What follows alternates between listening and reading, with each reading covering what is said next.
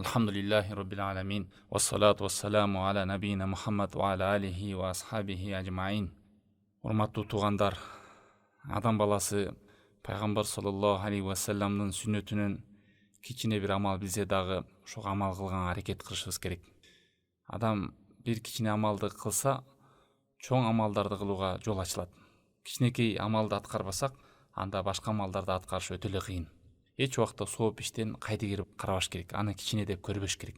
Аны Убада ибн Самит радиаллаху анхудан келген хадисте айтат, пайгамбар саллаллаху алейхи ва саллям айтты: "Мен та'арра минал лейли фақала ла илаха иллаллах вахдаху ла шарика лах. Лахул мульку ва лахул хамд ва ху аля кулли шейин кадир." Ким түндө ойгонуп кетип ушул сөздү айтса дейт: "Ла илаха иллаллах, Аллахтан башка сыйынууга татыктуу эч ким жок.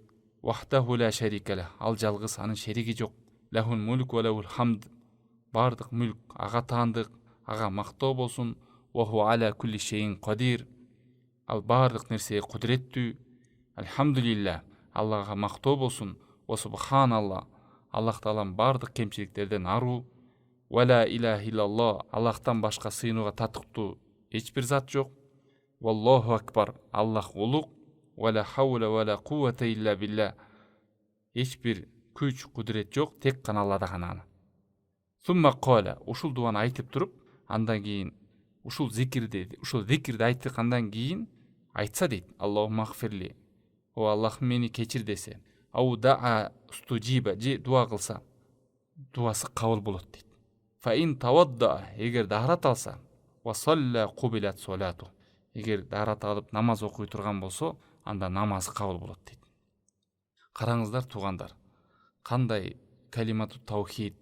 Бул жерде ушул келген зикирдин маанисин, тереңдигин, Аллахты даңазалап мактоо, түндүн ушул бир окумда адам баласы туруп калса эле, ушул дуаларды, зикирди айтып, мүмкүнчүлүгү келсе даарат алып намаз окуса, намазы кабыл болот экен, дуа кылып калса, дуасы кабыл болот экен.